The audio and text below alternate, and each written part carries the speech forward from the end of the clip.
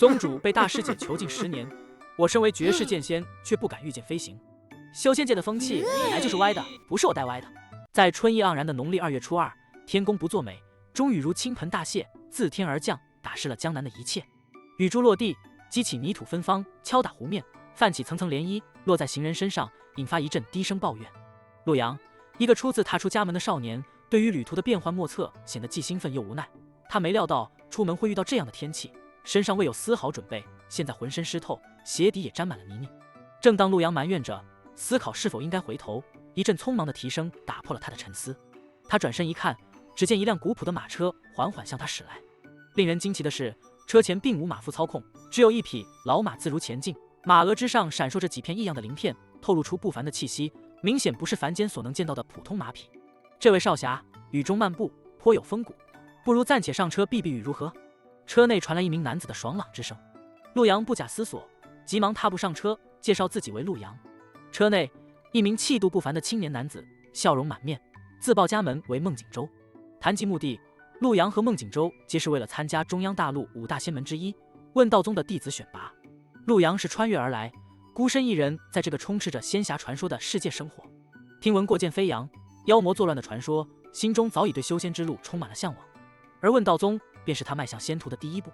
马车中，孟景舟对修仙有着更深的了解和见解。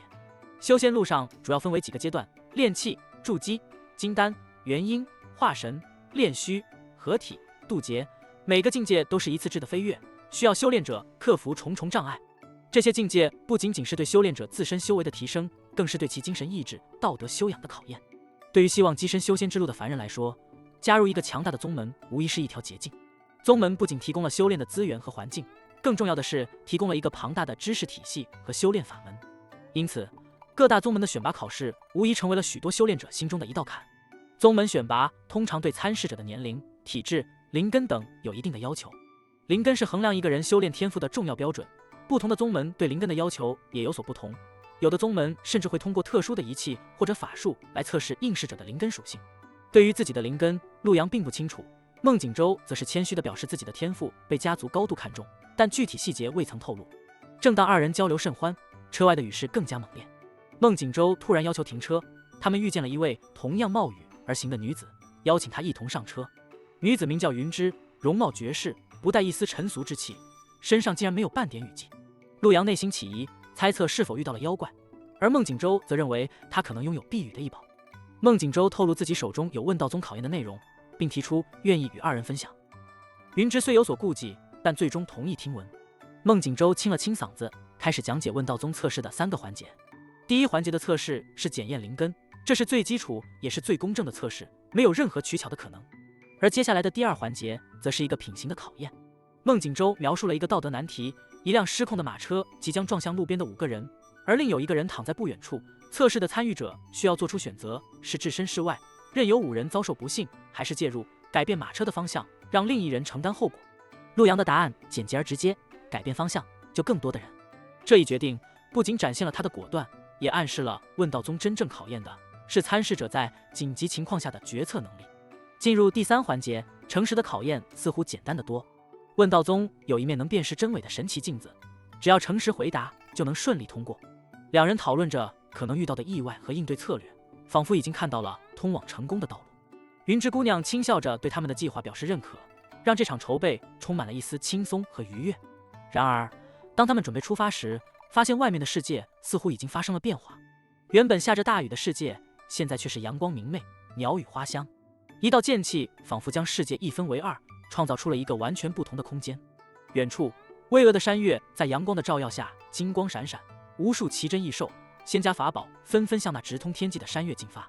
那里是问道宗的门户，也是所有修仙者梦寐以求的圣地。陆阳和孟景舟也跟随着众人来到了山脚下，他们看到了守在山前的问道宗弟子，每个人身上都散发着强大的气息，让在场的所有人都感到了一种压力。就在这时，云芝姑娘悄然出现，她踏着白莲，温婉如水，却又透露出一股不可侵犯的威严。众人目光齐聚，只见她缓缓前行，最终站在了问道宗弟子的中心。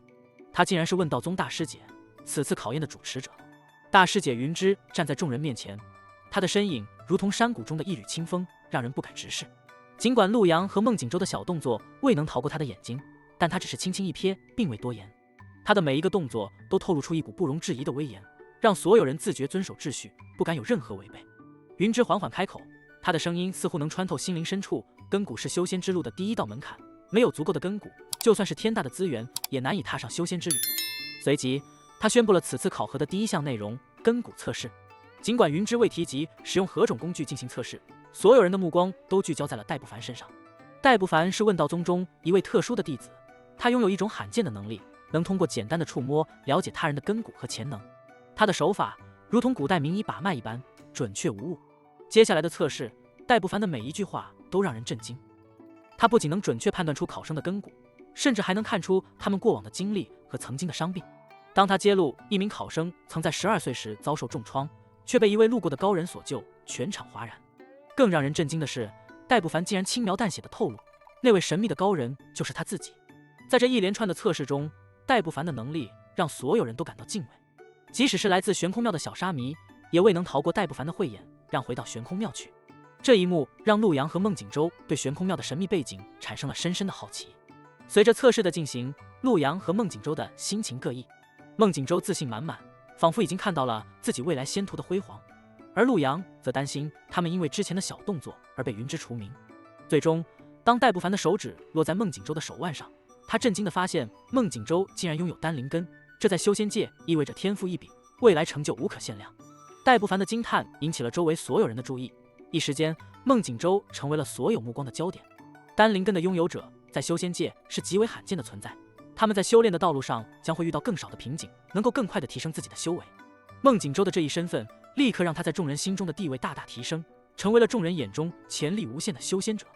但随即，戴不凡一语双关地透露出孟景舟是单身灵根，这让孟景舟瞬间由极致的荣耀跌落到尴尬的境地，一时间场面陷入了一种奇怪的沉默。然而，正当孟景舟准备爆发时，云芝的出现化解了尴尬的气氛。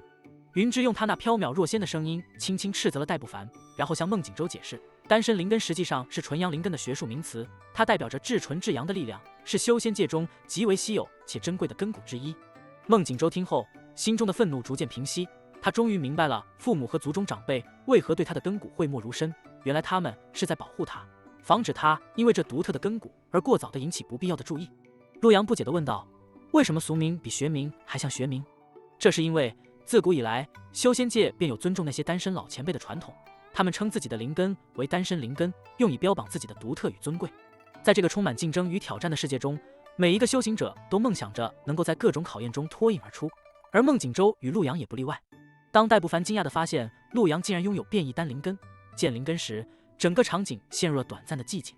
剑灵根，这代表着陆阳拥有超凡脱俗的天赋，能够在修仙之路上走得更远。随着陆阳的天赋被揭露，他立刻成为了众多势力觊觎的对象。他们试图通过联姻，将陆阳这块未经雕琢的玉拉拢到自己的阵营中。与孟景舟背靠强大家族不同，陆阳显然是个凡人出身，这使他在这个弱肉强食的世界中显得尤为珍贵。进入第2关的试炼是一片神秘莫测的竹林，这里是护宗大阵的一部分，专门用来考验修行者的心性与真实反应。在这片被浓雾笼罩的竹林中，每个人都将面对自己内心的考验。云芝与戴不凡站在一旁，静静地观察着参试者们的表现，期待着有人能够凭借真诚与勇气通过这一关卡。叫满谷的上古蛮族壮汉，因其淳朴无华的本性，轻松通过了何灵的考验，得到了3把斧头的奖励。陆阳面对何灵的考验时，展现出了与众不同的智慧和机智。何灵向他展示了3把斧头，一把是他原先拥有的破旧斧头，另外2把则是价值连城的灵气开山斧和仙气开天斧，并提出了同样的问题：年轻人，你刚才掉的是这把破旧的斧头，还是这把灵气开山斧，亦或者是这把仙气开天斧？陆阳的反应异常聪明且有趣。陆阳要求查看这3把斧头，当何灵递给他斧头后，他毫不犹豫地将所有斧头都扔回河中，并要求何灵重复刚才的问题。当何灵再次问及哪把斧头是他掉的时，陆阳以极为自信的态度回答说，都是我掉的。陆阳的这种过关方式既显示了他超乎常人的智慧，也展现了他对于挑战的独到见解和处理问题的独特方式。他的答案让何灵陷入了短暂的困惑，但最终何灵被陆阳的聪明和诚实所打动，宣布他通过了考验，并将3把斧头都赠予了陆阳。孟景舟的喊声回荡在虚无缥缈的空间里，我的斧头。他的声音充满了急切与不甘。他眼前的是一条悠长的河流，河水清澈见底，河面上浮现出3把斧头，光芒四射，仿佛蕴含着不可思议的力量。这时，一个身影缓缓浮现在河面之上，正是何灵。他手持那3把斧头，他的声音柔和而神秘，正要开口讲述，或许是关于斧头的来历，或是将要赋予孟景舟的考验。然而话语未落，孟景舟已经一个猛子扎入河中，只见他潜入水下，泡泡比他还要大。何灵一时间竟然被这突如其来的举动弄得有些蒙圈。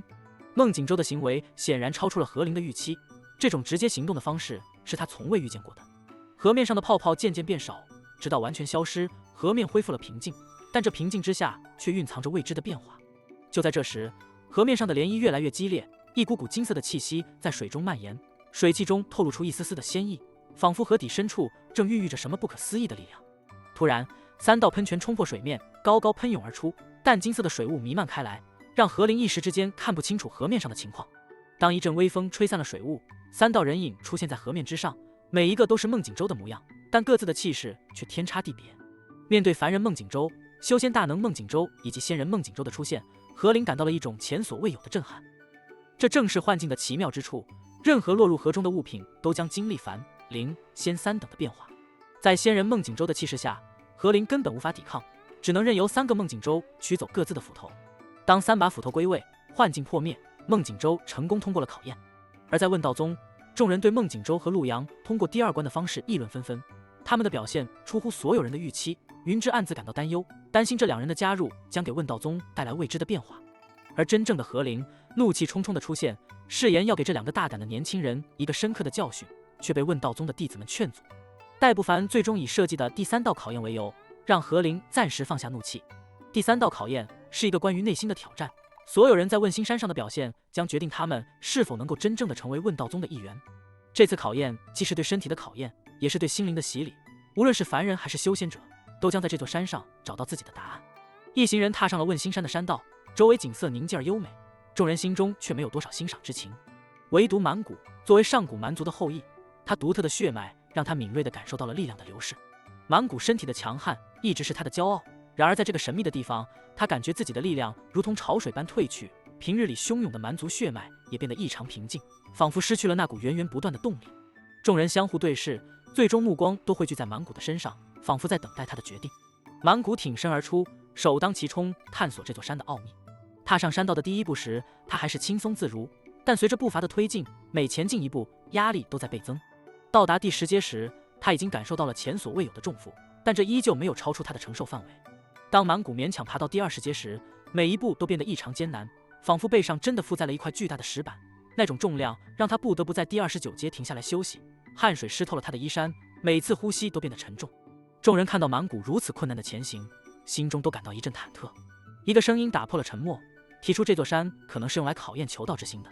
这番话让众人更加紧张，他们意识到，如果连满谷这样刚直的人都走得如此艰难，那么他们自己的道路只怕更加险峻。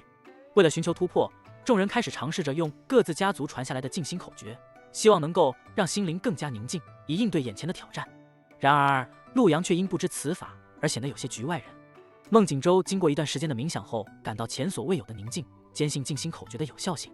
而陆阳则是通过观察发现了一条不同的道路，只要不接触山道就不会感受到压力，所以可能可以利用自然资源制造梯子，直接通往目标。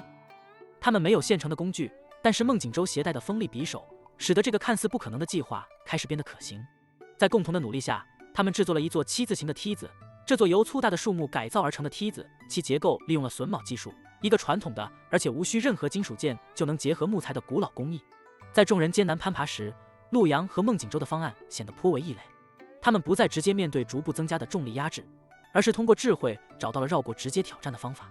陆阳与孟景舟紧张而专注地蹲在寂静的林间空地上，手持锋利的匕首，小心翼翼地挖掘着一个坑。他们的目标是将粗犷的梯子牢牢地埋置于这个坑中，以确保其稳固不动。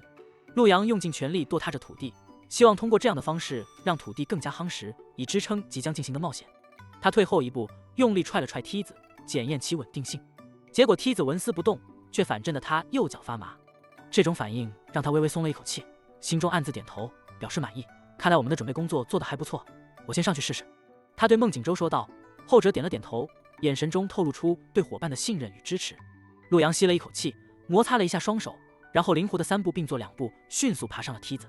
当他到达梯子的拐角处，也就是与第50阶台阶平行的高度时，他心中暗叫糟糕。他强迫自己只看向前方，不去关注脚下的虚空，就像一只努力往前爬行的毛毛虫。此时，台阶上的观众们抬头看着陆阳，他们的表情从震惊到敬佩，目睹了一个勇士的诞生。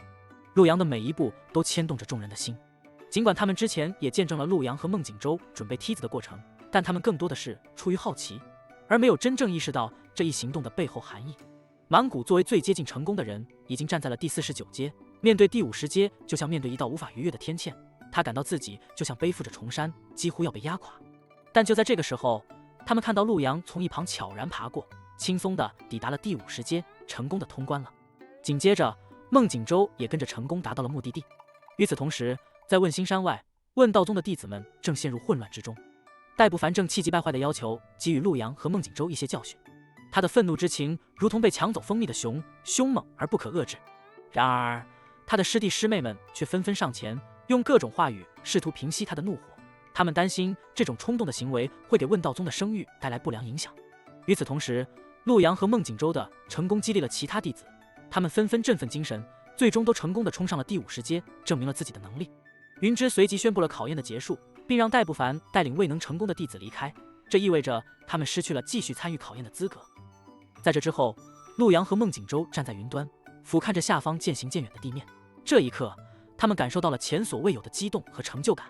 云芝随后向所有通过考验的弟子介绍了问道宗的核心区域。在问道宗，9座山峰各自承担着不同的重要职能和代表着宗门内部不同的修炼资源与机遇。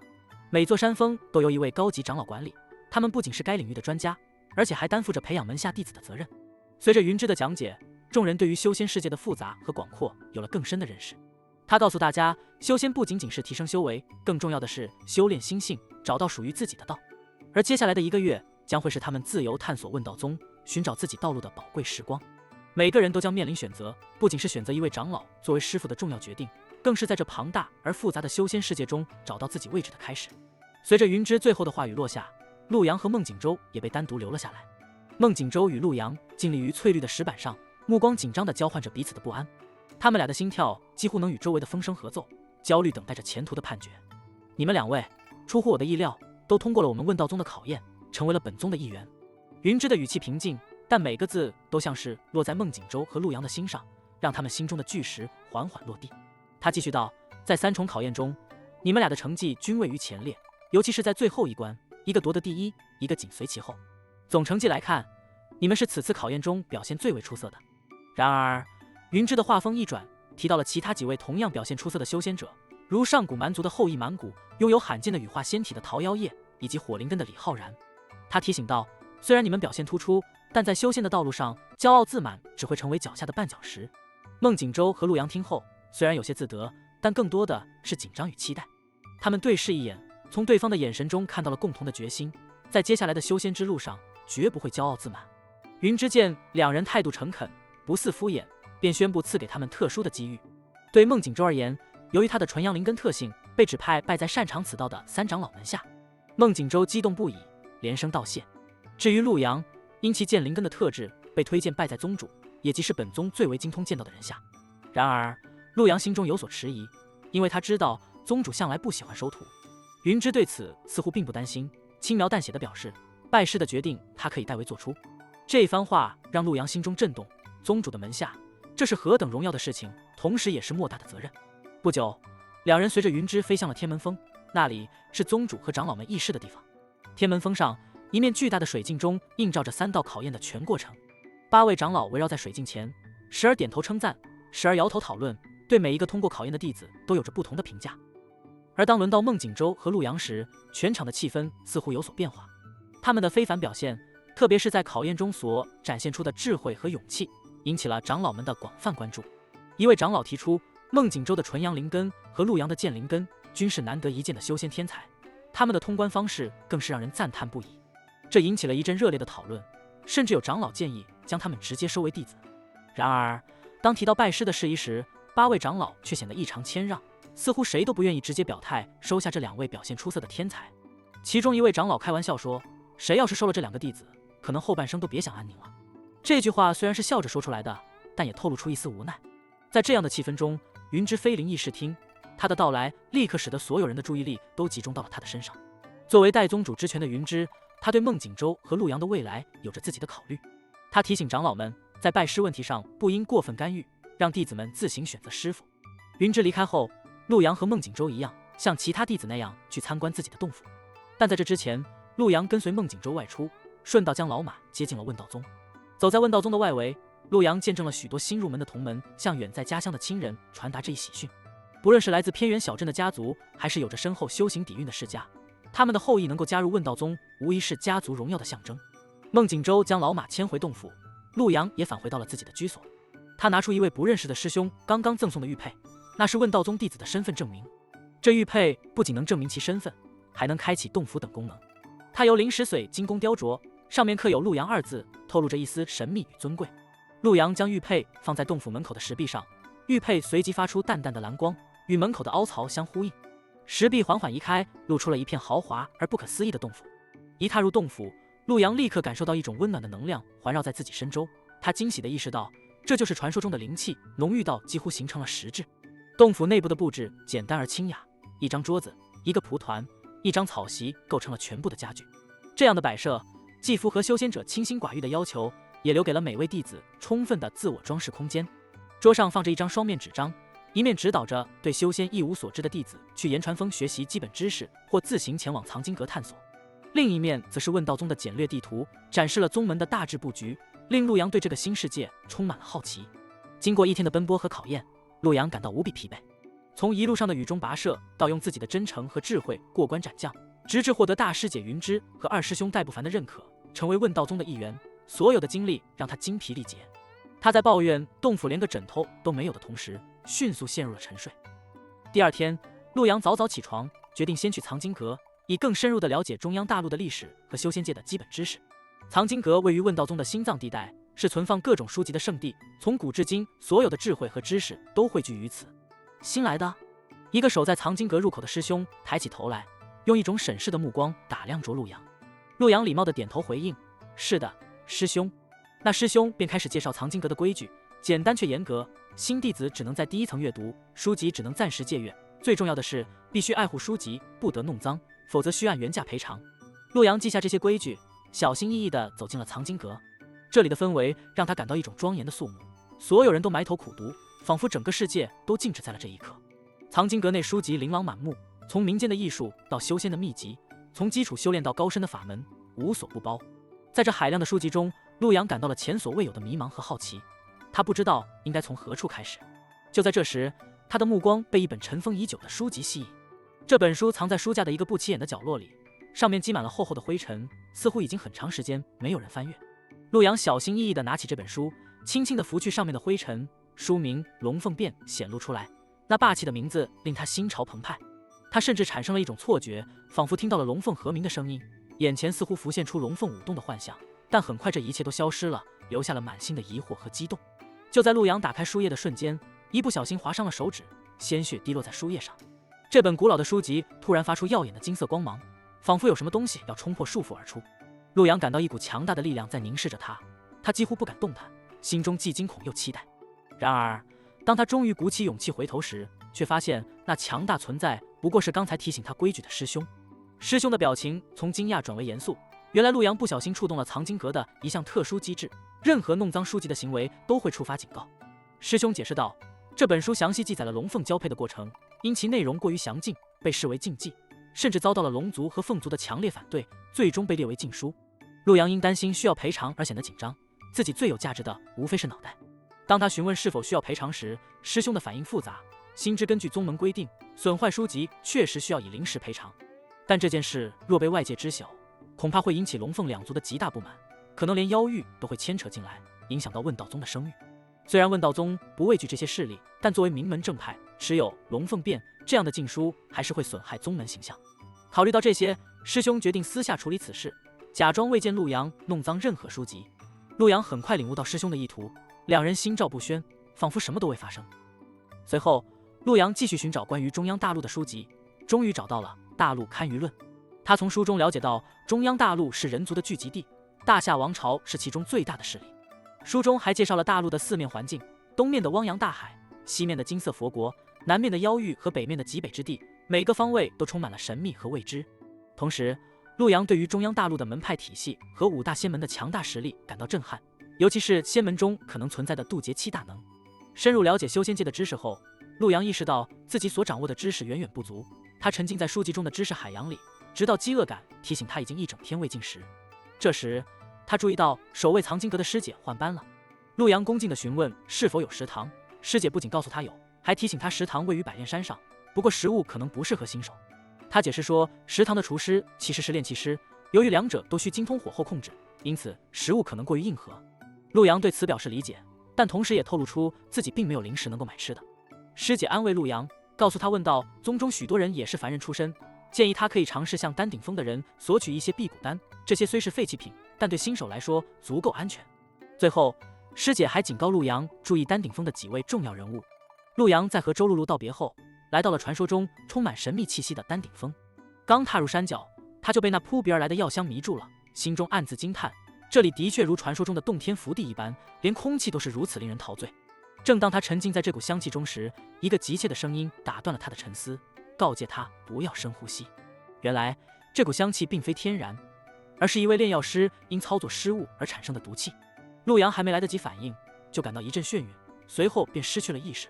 当他再次醒来时，发现自己躺在一间充满药香、温暖又杂乱的炼丹房中。一位自称无名的师兄向他解释了发生的一切，并不好意思地承认了自己的失误。陆阳尴尬而疼痛地听着无名的解释，同时对无名时不时炼出毒药的能力感到哭笑不得。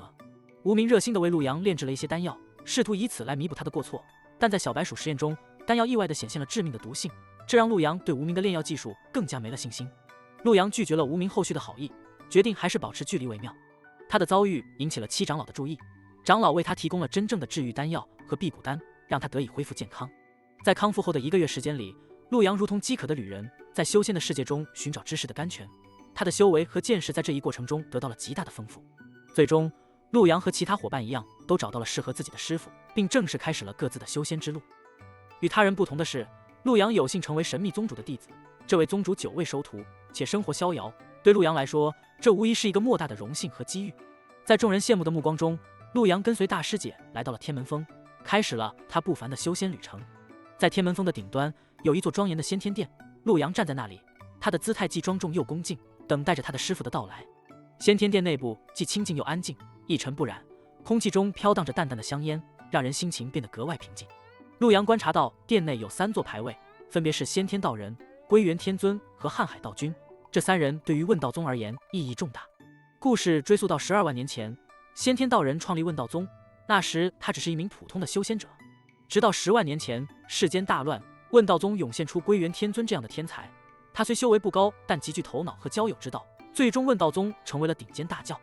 然而，兴盛后的问道宗也遭遇了衰落，直到救下了一个天才孩童瀚海道君，他的出现让问道宗再次辉煌起来。陆阳在等待时，他的大师姐告诉他，师傅正在闭关修炼，由他代为收徒。大师姐介绍了一些宗门的情况和规矩，表示虽然师傅的规矩很少，但他会更加严格一些。除了陆阳和大师姐，宗门还有其他2位弟子，但他们很少回宗门。大师姐随后展示了3张画像，分别是师傅、2师兄、3师姐的，让陆阳以此方式感受到他们的存在。在正式修行之前，大师姐对陆阳进行了简单的基础知识介绍，并表扬了他在考试中的表现。之后，他开始教陆阳修炼的具体方法，展示了各种丹药和修炼方法，包括炼体训练。大师姐展示了如何利用水缸锻炼臂力，虽然看起来轻松，但当陆阳尝试时，发现这项训练的难度远超他的想象。陆阳面对一个近乎不可能的任务，拎起一个重达200斤的巨大水缸。尽管从小在山林中游荡，拥有超乎常人的体能，能够熟练的爬树、渡河、捕鸟和钓鱼，陆阳仍旧无法移动这样沉重的物体。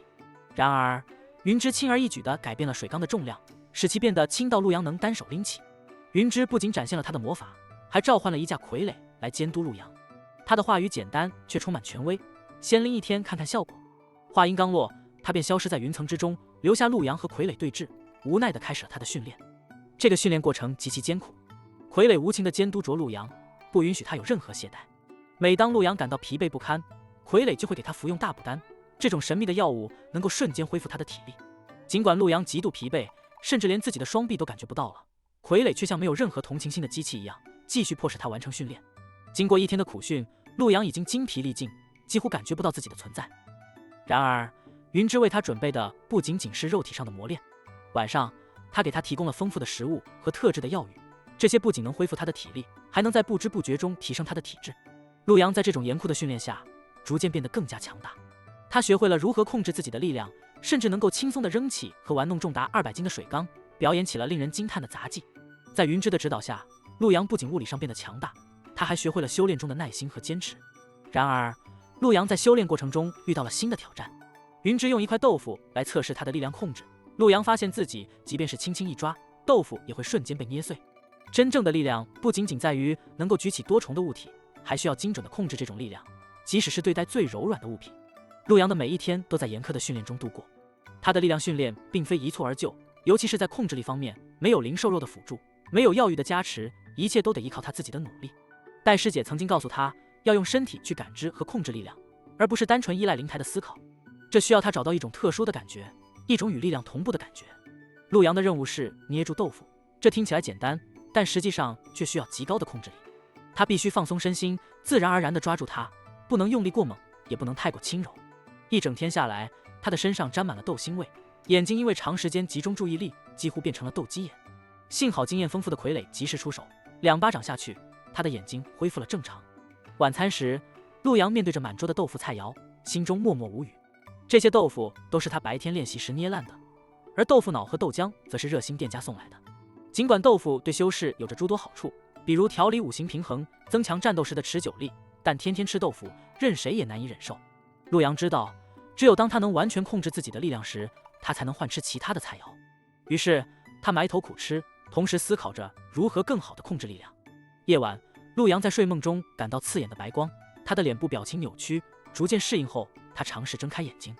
他发现自己身处一个洁白的空间，周围是浓厚的迷雾，只有他周围的小片区域是清晰可见的。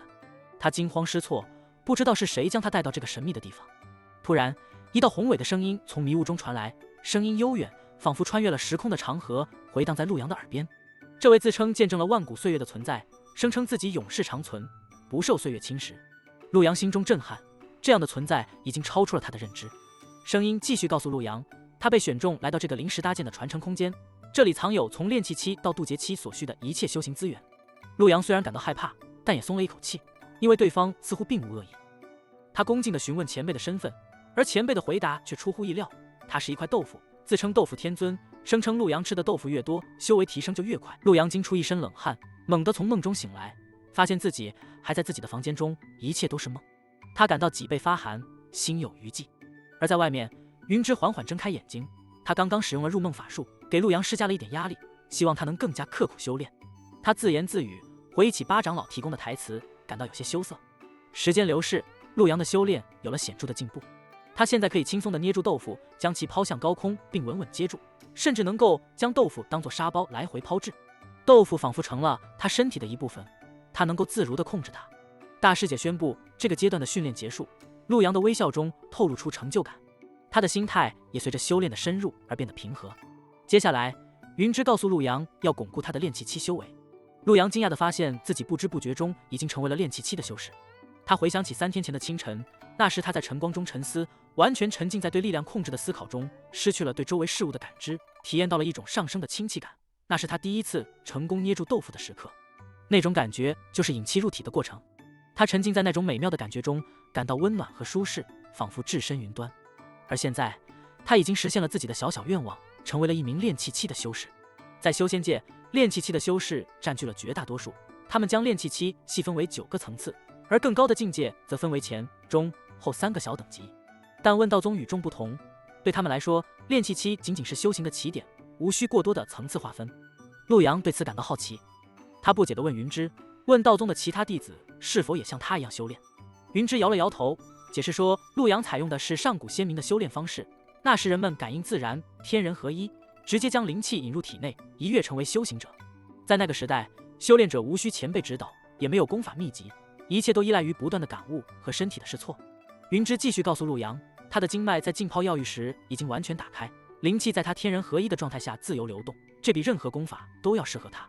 在修仙界，功法被分为黄、玄、地、天、仙5个等级，但在云芝看来，只有适合自己的和不适合自己的功法。他告诉陆阳，尽管他手头上有很多适合剑灵根的功法，但都不适合他。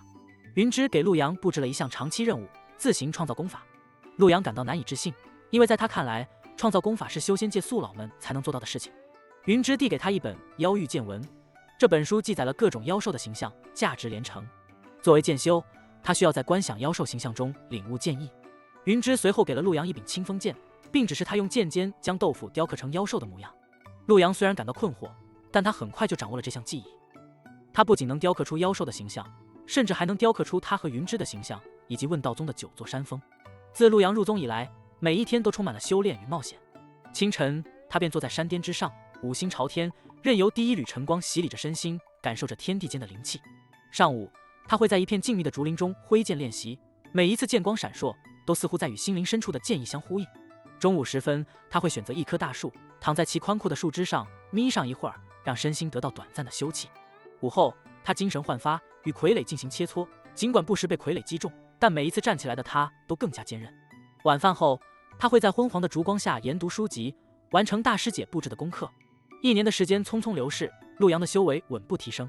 在任务大殿内，他一身白袍，双眼炯炯有神，腰间的宝剑上系着红色流苏，显得格外引人注目。他的出现立刻引起了众人的议论，毕竟他是宗主的第4位弟子，拥有剑灵根，而且是入门试炼的第1名。他的名声在新一届弟子中如同日中之星，甚至连天仙般的桃妖叶也难以与之相比。陆阳对于周围的目光已经习以为常，自己7天前成功筑基，并用了7天时间巩固修为，现在按照大师姐的吩咐，来到任务大殿寻找适合自己的任务。他看到了各种各样的任务，从斩杀合体7老魔头到寻找走失的宠物，无所不包。他的目光最终停留在一项特殊的任务上，那是一名登记在问道宗的狐妖苏烟发布的，他希望修炼一门正统的双修功法，以控制他的狐媚之体。这个任务挂了很久，因为接下这个任务意味着你可能掌握着双修之术，这会让人产生各种揣测。就在陆阳考虑是否接下这个任务时，孟景舟的声音响起，他决定接下这个任务。孟景舟是最合适的人选，他不仅拥有孟家的背景，而且身怀纯阳灵根，不会有不正经的双修之术。陆阳与孟景舟相谈甚欢，孟景舟甚至邀请陆阳完成任务后一起吃饭，他请客。孟景舟离开后，陆阳继续浏览着墙上的任务。他看到了北方疑似出现魔道祭祀踪迹的任务，还有寻找李洪道长丢失的宠物的任务。当他看到寻找一头双翅猛虎的任务时，陆阳不禁缩了缩脖子。这头元婴期的妖兽对他来说无疑是个巨大的挑战，他连当对方牙签的资格都没有。于是他决定放弃这个任务，继续寻找其他适合自己的任务。陆阳的目光又扫过了一项项任务，但他们要么要求金丹期的修为，要么要求元婴期的修为，对于他这个刚筑基不久的修士来说，显然都不合适。他注意到了一项特别的长期任务，那是收集问道宗尚未收录的功法，奖励是功法内容而定。这个任务似乎很适合他，因为他可以在旅途中不断学习和探索，丰富自己的知识和经验。他的师兄突然低声笑道：“每次看到这个长期任务，我总是想起大师姐的丰功伟绩。”陆阳听着，心中不由得对大师姐的传奇故事感到好奇。另一位师兄接着说：“当初大师姐自己编写功法，冒充从泗水洞天取得的事情暴露后，惹出了不小的事情。”陆阳听着师兄们的谈话，了解到大师姐曾谎称在泗水洞天寻得混沌破晓诀，声称修炼至大成可以破开混沌，洞察世间一切真相。然而，当真正的混沌破晓诀被人发现后，与戴师姐编写的版本相比，却是天差地别。陆阳心中暗想，大师姐的才华非凡，她编写的功法甚至被存放在藏经阁最高层，成为了不可轻易翻越的禁忌。师兄们还提到了大师姐代行宗主职责的传闻，以及更为离奇的夺权篡位的谣言。但陆阳并未在意这些，他的目光仍旧聚焦在任务牌上。终于，陆阳的目光锁定在一个任务上，是关于曲河郡太平乡出现的一种会说人话的妖鸟。他分析，这可能是误入人族领域的妖兽，或者是偶得仙缘开启灵智的妖兽。这类妖兽修为不高，攻击性也不强，正适合他这样的新人。任务的奖励虽然只有30贡献点，但对陆阳来说，历练更为重要。当陆阳走向前台准备接下任务时，一个甜美的声音与他同时响起：“我接下这个解决鸟类妖兽的任务。”声音的主人是一位穿着淡粉色衣裙的小姑娘，她的名字叫桃妖叶，同样是筑基期的修行者。两人相视一笑，决定合作完成这个任务。在前往曲河郡的非洲上，陆阳与桃妖叶讨论起人族的历史和心态。陆阳激动地谈论着人族如何从上古时代的弱小，通过学习妖兽的神通，最终屹立在大陆之巅。他还提到了人族对自然力量的敬畏与向往，如何在风雨雷电中参悟出道法。然而，当桃夭夜询问陆阳是否因为这种敬畏与向往而恐高时，陆阳只能苦笑着承认。桃夭夜打量着陆阳腰间那柄古朴的宝剑，以及他虎口上因长期挥剑而形成的老茧，这些细节无不证明了陆阳在短短1年时间里练剑的刻苦。陆阳谦虚的点头，自称勉强算得上一个剑修。在修士中，根据擅长的种类不同，会分为丹修、符修、阵修、体修、剑修等等。剑修以攻击力著称，同境界战斗几乎无人愿意正面对抗剑修。剑修的招式如一剑破万法、剑开天门、飞剑等，都是赫赫有名的技能。白衣似雪，脚踩飞剑，乘风破浪，这是剑修的飒爽风姿。修仙者追求的是力量与风采，而剑修正好符合了这2个标准。桃夭夜好奇地询问陆阳学会飞剑后的打算，因为他从未听说过有恐高的剑修。陆阳正色道：剑仙并非只能和飞天画上等号，陆地剑仙也是一种存在。他的话让桃夭夜一愣，但他还是顺势点头。陆阳继续解释，仙人既能在天上遨游，也能在大地上行走，一剑飞出千里之外，可取妖魔首级。他的目标就是成为这样的陆地剑仙。桃夭夜本想继续点头，但他很快意识到陆地剑仙这个词汇并不常见。陆阳默默地看着他3秒，然后坦白道：我编的。这让桃夭夜哑口无言。桃夭夜没有再继续这个话题。在短短3日的相处中，陆阳在他心中的形象已经大不相同。从第1关的时候，他见证了陆阳检测出剑灵根，那时的陆阳在他心中是一柄刚正不阿的开天之剑。第2关结束后，他听到陆阳讲述别具一格的通关方法，觉得剑修有灵活的思维。第3关时，他看到陆阳成功登上第50阶，给了他极大的信心。1年后，他见到了一个恐高又特别能说的陆师兄，让他懂得了距离产生美的道理。陆阳铺开一张详尽的大地图，上面标注了问道宗、大夏王朝地城、名山大川、重要城池和洞天福地。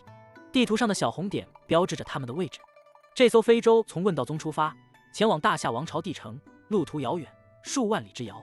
在这样的距离下，即便是曲河郡也不过是地图上的一个微不足道的小点，而太平乡更是连名字都没有。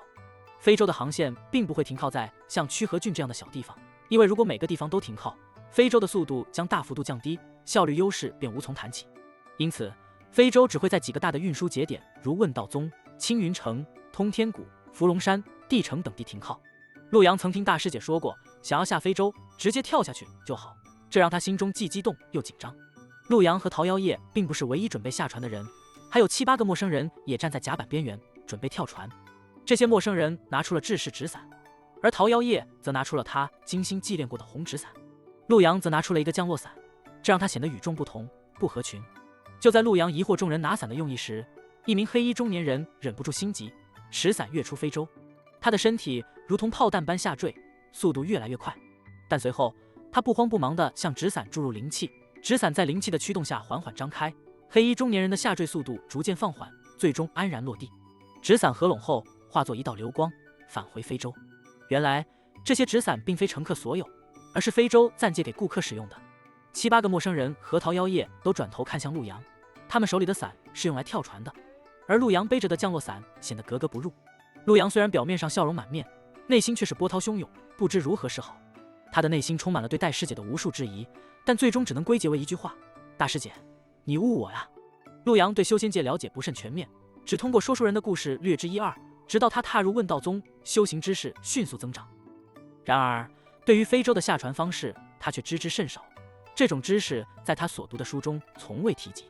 在他看来，这些似乎是修仙界的生活常识，而他在这方面远不如那些从小在修士世家长大的人，如同伴随他的桃夭夜。非洲属于落地金钱商会的产业之一，对于这个在中央大陆声名显赫、背后势力神秘的商会，非洲的利润只是冰山一角。这个商会能够提供任何人梦寐以求的奇珍异宝，只要你有足够的灵石。然而，对于那些欠下商会债务或试图盗取其宝贝的人，他们往往会神秘消失，警示着后来者。在这个世界中，有一个号称道王的修仙大能，他精通空间之道，能够轻易窃取他人的储物空间，甚至是渡劫期大能的宝物。然而，盗窃落地金钱商会的宝物是一条铁律，直到道王因自信满满而打破这一禁忌，宣称要在一夜之间盗取商会之宝。然而，那一夜过后，道王消失无踪，从此再无人闻其消息。当跳船时刻到来，陆阳和桃夭夜随着其他人一同跳下非洲。他们使用的纸伞与其他人的不同，陆阳的降落伞特别显眼，这让他感到极其尴尬。但他们的目的地是太平乡，一个远离喧嚣、平和宁静的地方。到达后，乡正热情迎接他们，似乎早已知道他们的到来。乡正介绍了一件事情，关于太平乡最近的麻烦，一只能说人话的妖鸟。据说这只妖鸟飞到了太平乡，引起了不小的恐慌。乡正作为最高修为者，试图解决问题，却发现自己难以捉摸这只妖鸟的行踪。妖鸟的出现让太平乡的平静生活蒙上了阴影，人们对这未知的妖兽充满了恐惧。陆阳和桃夭夜此行的目的是了解并解决妖鸟问题。通过与乡正的交谈，他们了解到这只妖鸟不仅会说话，而且似乎在寻找张冠甲。虽然乡正未能与妖鸟交手，但他的谨慎也让陆阳感到合情合理。这只妖鸟曾直接飞进张冠甲的家中，对他大声尖叫妖怪，后又飞窜而去，让整个太平乡陷入了疑惑与恐慌之中。桃夭夜凭借他对妖族的深刻理解，提出了一个大胆的猜测：这只妖鸟或许是以某种方式来警告人们，暗示张冠甲并非表面上的普通人类，而是一位隐藏在人群中的妖怪。在仙门的记录中，不乏有妖族化身为人形，出于善意来提醒人类注意潜在的灾难。乡正尽管心中充满疑惑，但依然坚持他对张冠甲的了解。他告诉桃夭夜和陆阳，张冠甲自幼在太平乡长大，是乡中的教书先生，教授孩子们儒学和修仙知识。与其说他是妖怪，不如说他是乡中的榜样。陆阳用他的冷静和逻辑来分析这一情况。如果张冠甲真是一位妖怪，那他绝不会允许一只小小的妖鸟在他面前胡言乱语。这一点让桃夭夜无言以对。就在三人讨论间，一声急促的呼救打断了他们。妖鸟再次出现，引起了一片混乱。陆阳和桃夭夜立刻放下一切，拿起各自的法宝，决定亲自解决这只造成骚动的妖鸟。陆阳握着他的宝剑，步伐轻盈地向妖鸟所在之处接近，他的全身肌肉紧绷，准备随时出剑。桃夭夜则拿出了他的本命法宝，一把绚丽的红纸伞，准备用他的幻术迷惑妖鸟。终于，他们发现了那只妖鸟，其羽毛深绿而鲜艳，脖颈处带有大片的红色，非常引人注目。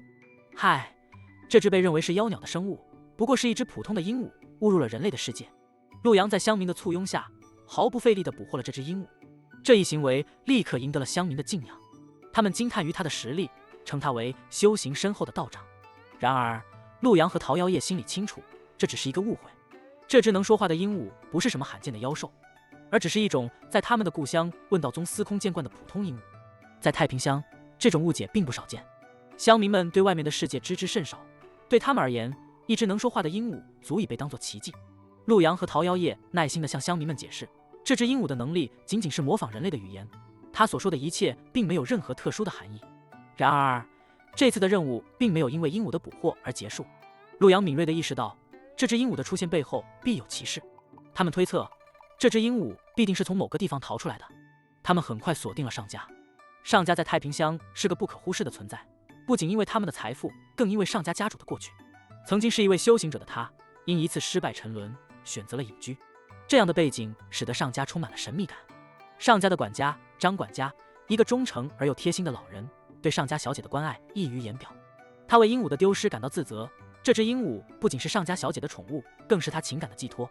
陆阳和桃夭夜的到来，不仅是为了归还一只鹦鹉，更像是在修补一段因为失去而产生的缺口。上家小姐的第一次出现，就像是一幅静止的画面。她静静地坐在窗边，阳光洒在她的身上，给这个瞬间增添了一抹温柔。